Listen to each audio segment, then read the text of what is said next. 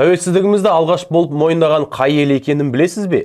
Ресми органдарда әрине Түркия айтылып жүр. Алайда кейінгі жылдары Америка Құрама Штаттары бірінші болып телеграм хабар жіберген дейді. Құттықтау хабар қай елден бірінші келді? Бауырлас түріктерден ба, әлде мұхит ар жағындағы ақштан ба? Осы сұрақтың жауабын бір кездеп көрейік.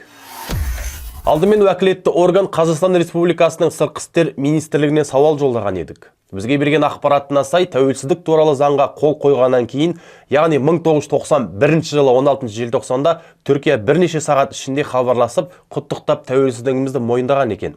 Одан кейін Америка Құрама Штаттары мен Қытай Халық Республикасы айтылады. Сондай-ақ Сыртқы істер министрлігінің сайтында да және Түркияның Сыртқы істер министрлігінің сайтында да 16 желтоқсан күні Түркияның алғаш болып мойындағаны жазылған. Егерде Түркияның мойындағаны ресми болса, неге әлі күнге дейін дау айтылып жүр? Америка Құрама Штаттары қайдан шықты дерсіздер? Қазір айтып көрейін. 2016 жылы тәуелсіздік қарсаңында Атамекен бизнес арнасы Қазақстанның сол кездегі Сыртқы істер министрі Төлеутай Сүлейменовтен сұхбат алған. Сұхбатта Төлеутай Ысқақұлы Америка Құрама Штаттарының президенті Джордж Буш құттықтау телеграмын жіберді дей келе, одан кейін Қытай Халық Республикасы, Моңғолия және Түркия айтылады. Яғни көріп отырғандарыңыздай Түркия 4-ші тұр. Ал журналистің алғаш тәуелсіздігімізді мойындаған Түркия саналады емес пе деп қойған сұрағына, жоқ, ол дұрыс емес ақпарат деп жауап береді.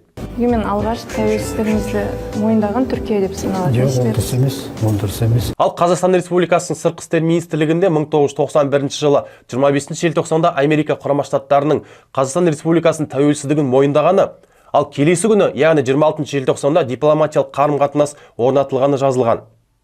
Бір қызығы, Америка Құрама Штаттарының мемлекеттік департаментінің сайтында 25 желтоқсанда Қазақстан тәуелсіздігін мойындаған алғашқы ел екені айтылады. Сонда біздің тәуелсіздігімізді алғаш болып мойындау соншалық мәртебе ме?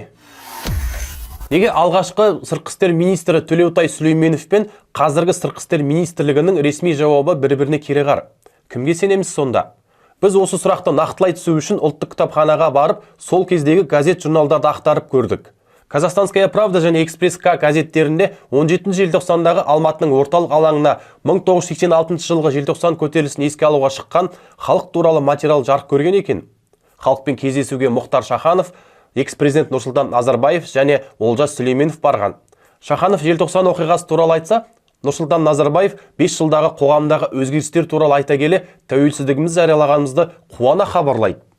Ал Олжас Сүлейменов болса, шетелден арнайы келген қонақтарды таныстыра келе, Түркияның алғашқы болып тәуелсіздігімізді мойындағанын айтады. Ал Жас Алаш газетінде 17 желтоқсандағы Алматыға арнайы келген Америка Құрама Штаттарының мемлекеттік хатшысы Джеймс Байкер туралы материал жаза келе, Назарбаевпен кездесуде Америка Құрама Штаттарының Қазақстан тәуелсіздігін тану туралы мәселенің қаралғандығы айтылады. Оның астындағы тағы бір заметкада Түркияның бұрынғы КСР-ның құрамында болған барлық елдердің тәуелсіздігін тану туралы шешімі жарияланады.